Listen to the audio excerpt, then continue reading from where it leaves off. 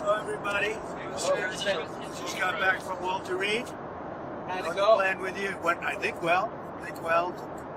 Every test you can imagine. I was there for a long time. The yearly physical. I think I did well. I think they're releasing the report on Sunday. Doctors, highly respected doctors. Great place, amazing place actually. Did they give you any suggestions or advice on anything you need to change up? A little bit, but overall I think I felt I was in very good shape. Good heart, a good soul, very good soul. And I wanted to be a little different than Biden. I took a cognitive test, and I don't know what to tell you other than I got every answer right.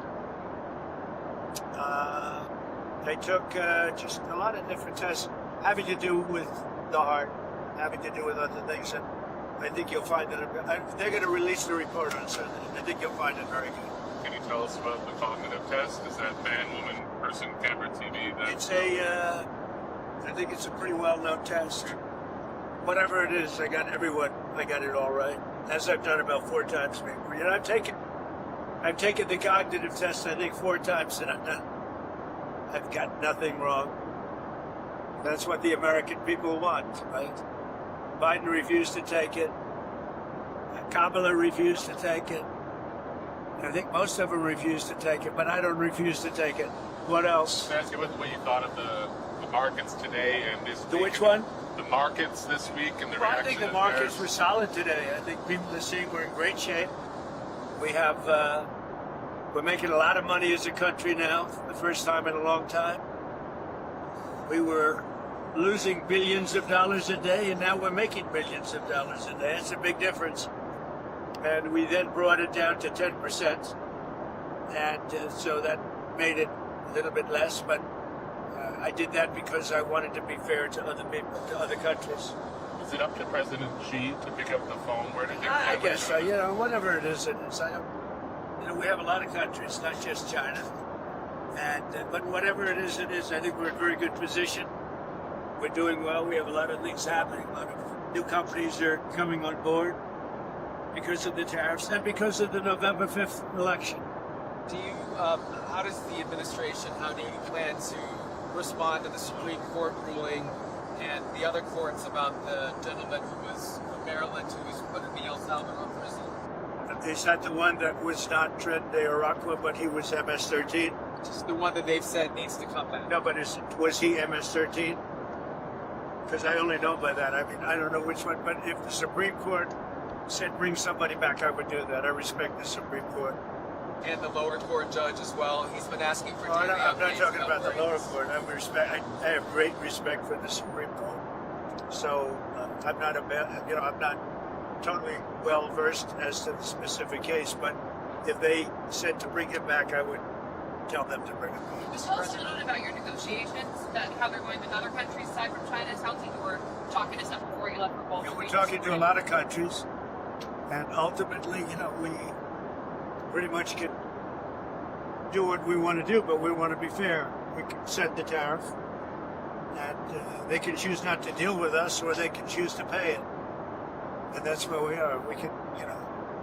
We can set the tariff, or we can do it a number of different ways, but that seems to be appropriate. And they can pay it, or negotiate it, or they can not pay it. They can just say we can't do business with them. If they think it's too high, they don't have to do business with it. But I don't think anybody would think that. Is 10% the floor, Mr. President? Pretty close, yeah. Pretty close. There could be a couple of exceptions for obvious reasons, but I would say 10% is a floor. And are you wanting to get to the table with China, or are you comfortable with the tariffs with where they're at? I'm very comfortable. And honestly, I'm very comfortable now, but I've always gotten along well with President Xi. We had a good relationship, very good. And I think something positive is going to come out of it. Are you done with that level? Their last response, I think, Ron, there's. We're going to see what happens. I mean, look, China is it's a very big, great country. It's a very good leader, a very smart leader. It's a different form of leadership. It's a different form of government. But they certainly are big, but this should have been done. What I've done should have been done by past presidents for many, many years. That they allowed this to happen. You could say that about more recently about how do you let people pour into our country like Biden allowed to happen. It's a big focus. We now have the best border we've had ever. But how do you allow that to happen? Could have been stopped so easily. He didn't need legislation. The expression. Just needed a new president. We have now the best border that we've ever had. Mr. President. Okay, yeah, please. Yes. Who would you like to see win the Masters this Sunday? Oh, I have so many great guys. They're all friends of mine. You have some great ones. Scotty Scheffler's great. Bryson's great. Did you see his round You have today? a lot of great ones. Yeah, you have some really great. Justin Rose is a friend. They're all friends of mine.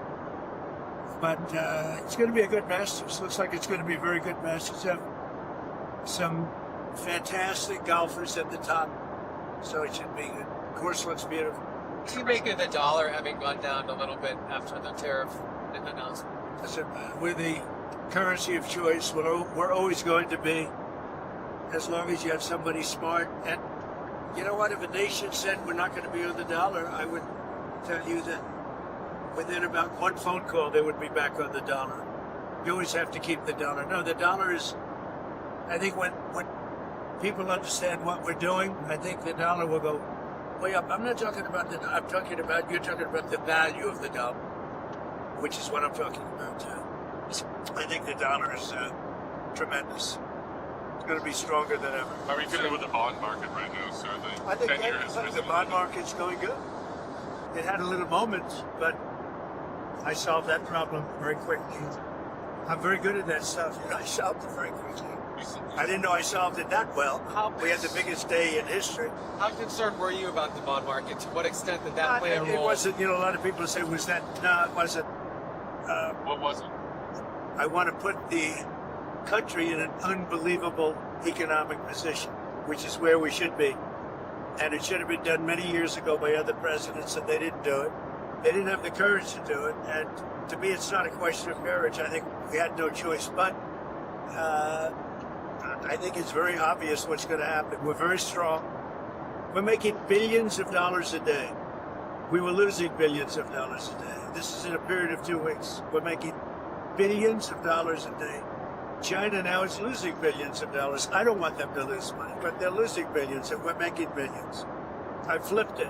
Thank you very much, everybody. Sir, on Iran, we know that your ultimate goal is to not allow them to have a nuclear weapon.